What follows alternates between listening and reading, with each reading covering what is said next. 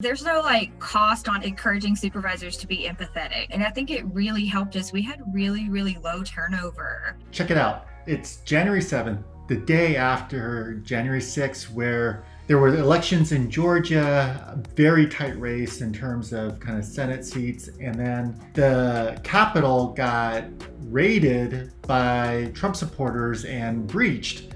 And so there was a lot going on yesterday. And I got a chance to talk to Skye Duckett, the chief HR officer at Atlanta Public Schools, with all of this going on just the day before. And so I'm really grateful to have this conversation, but I think it's going to be really cool for you guys because some of the things we talked about are so essential for right now. How to talk to your workforce about different points of views and how to create space for them and how to take care of them, even if they might have different points of views than you might. And so we talk about that, and then we transition into just the educator workforce, people that work in education, the staffers around education, and what that might look like. Are we attracting educators into the profession with everything that's going on? And I think Skye makes the case that you can. And so she provides some really great tips these tips just don't cost that much to implement. And so I think you're going to enjoy this one. So I'll see you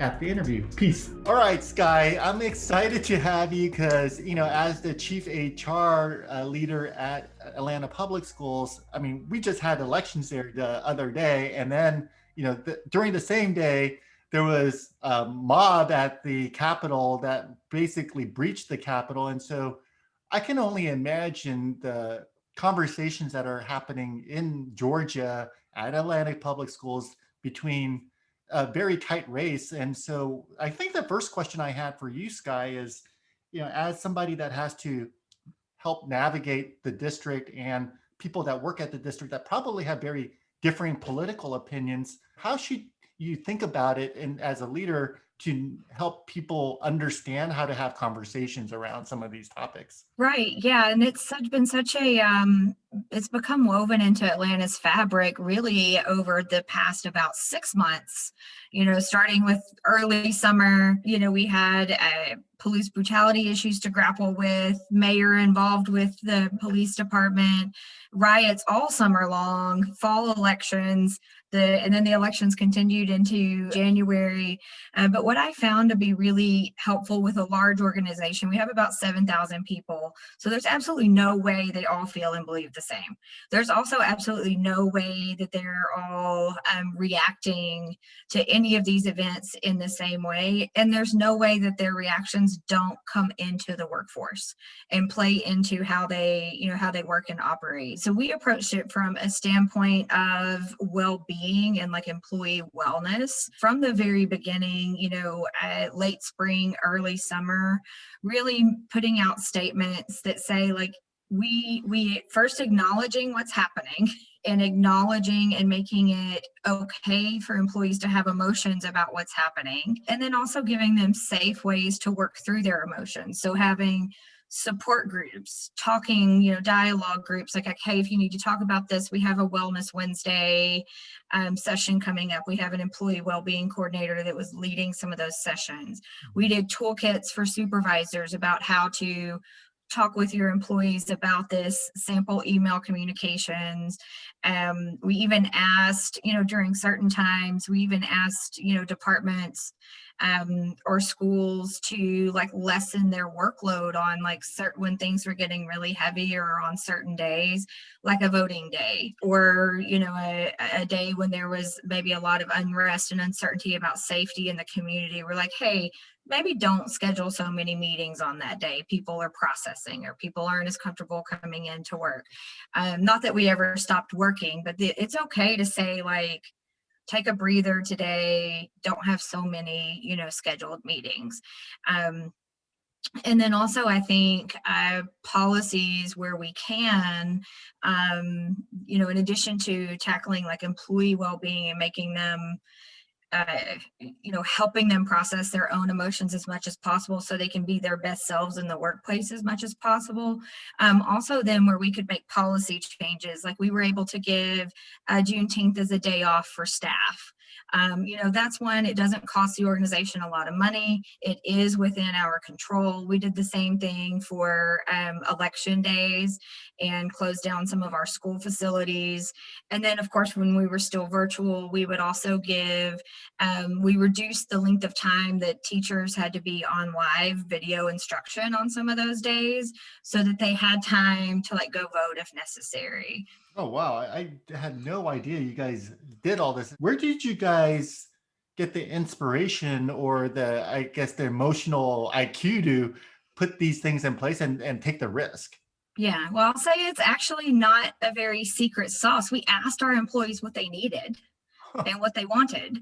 I have, a group of about 50 people who work for me in the human resources department. And then I have like teacher focus groups, principal focus groups. So very quickly when some of this started developing, I leveraged those groups and said, hey, how are y'all feeling? What do y'all need? And they said things like, hey, all these meetings where people are acting like nothing's going on is really hurting our feelings. Or I can't even start work today because I'm crying. So we began meetings with, how's everybody feeling? Do we need to continue the meet? Like, was one of our strategies. But really it all came from just asking, the workforce employees, different groups of employees, everything from like administrative employees down to, some of our auxiliary service level employees, like, how are you feeling? What do you need? What can we do that would help? And then as much of it that we could do within our budget, we did. Wow, because I mean, a lot of these things don't even cost that much, right? Like to put in place, it's like not a budget line item, really. Yeah. There's no like cost on encouraging supervisors to be empathetic. Right. It was very low cost. It just took a concerted effort of a group of employees to put together like the toolkits, set aside time. You could say potentially there could have been some productivity lost by delaying or postponing some meetings, but everybody works really hard and makes up for it. And I think it really helped us. We had really, really low turnover over the summer and into the fall, despite everything that was going on. And there could be a variety of reasons for that. It could just be there's not a lot of other places for people to go right now, but it could also be like how we treated people. Yeah, absolutely. So, I mean, that's a perfect segue into kind of the next topic I wanted to go over with you is, every district across the country. I mean, I think everyone is reading all of the news for a year now, almost around, what's going on with teachers, whether we're opening schools, teachers not, coming in, Chicago Public Schools just announced only half the teachers came in when they were supposed to. So with all of that, as we start planning for the next school year, right now is when you're starting to plan your recruiting strategy. What does that messaging look like from your perspective? I was just so curious because it's not like something like, hey, that's the job where that level of uncertainty is what I want to start my career in, right? Yeah, and then you don't even know at this point exactly what you're recruiting them for. Am I recruiting you to come work in person or from home? Right. Or it's so unknown, as to what next school year may hold for all of us. But I would say it's like if anybody's starting their recruiting strategy, so right now we're in January, right? For next school year, it's a little too late. The recruiting period started back in the pandemic with how you handled the pandemic. So, really, I think brand, and brand awareness and storytelling and public opinion about the organization. So we actually handled like all of the way we treated teachers during the pandemic response, the way we communicated with them, the policies we set up. So we really approached our pandemic response from a stance of maintaining our reputation as an organization who takes care of its employees in the way that we responded to the pandemic. So hopefully coming out of the pandemic, we'd be able to get people to come work for us for the next school year. So they'd be like, okay, I saw, how they handled everything from, our budget was like incredibly limited, but we still found a way to increase our minimum wage to $15 an hour for like our lower paid staff. And we had one of the most generous telework policies in the Atlanta area, probably even in the country, where our teachers have still been working remotely since August. We also just rolled out a lot of childcare expense reimbursements, on-site childcare, just anything we could do. We did a partnership with meal delivery services for our teachers. So I think one of the pieces of recruitment is the way the organization reacts and navigates through a crisis says a lot to people about whether they want to work in that organization or not. Now, if for some people it's potentially too late and you're just headed into recruitment season, I think teaching is still a mission oriented profession, and telling the story of how the job is more than a job and how, you know, the benefits you can have in your community and with students, I think is a tried and true, you know, recruitment strategy for education. Because right now, like, I don't know of a job that is easy. Education's probably one of the hardest ones, but there are still people out there with a mission orientation who, you know, have a helping personality, who still want to do that, whether we're virtual or in person. And I actually think now the respect for the profession may be going up just a tad, and that people have had their own, you know, children at home for a little while, and they're like, okay, you know, like that teaching, you know, that's definitely a little harder than I thought it was, from people from the outside looking in. So I think just the general like uptick in increasing respect for the profession amongst the community, and then now the fact that we've been one of the sectors that's been able to, for the most part, maintain pay, jobs, benefits through the pandemic. There may be people that had that mission orientation that want to help, but they're in a sector that's not doing so well financially right now.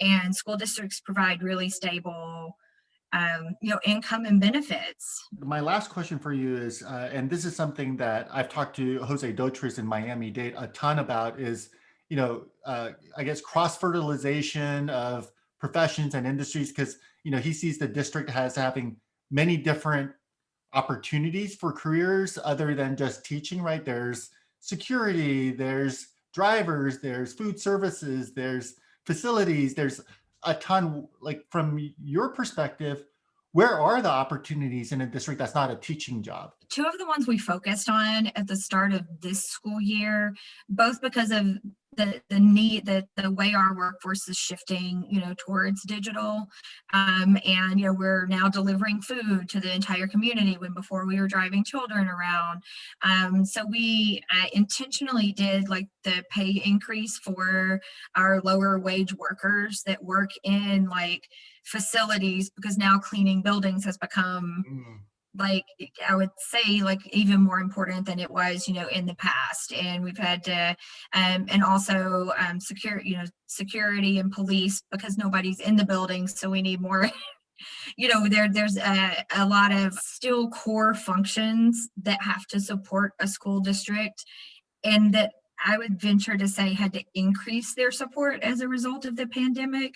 So we did pay increases and, you know, recruitment awareness and more outreach about jobs in like transportation, Mhm. facilities, skilled trades like electricians, plumbing, and IT, especially technology right now. You know, the amount of people who can support both district office workers like me who use, you know, technology all day, and then also teachers who are now using technology more than ever for instruction. Just to wrap up here, what is one prediction you have for the education workforce for 2021, since we're at the beginning of the year? Employee well-being and mental health will become one of, if it isn't already in an organization, will become one of the largest strategic levers, you know, aside from things like, you know, traditional strategies around recruitment or pay or benefits. I think we'll start seeing mental health and overall employee well-being as a higher priority in education, in the you know, in workforce strategic planning is probably one of my biggest. I'm not sure if it's a prediction or a hope, but I definitely see us going that direction. Just the phrase like, hi, how are you? You know, I hope everybody builds into their workforce vocabulary moving forward. Yeah, that's awesome. That's a great way to close. Hi, how are you, audience?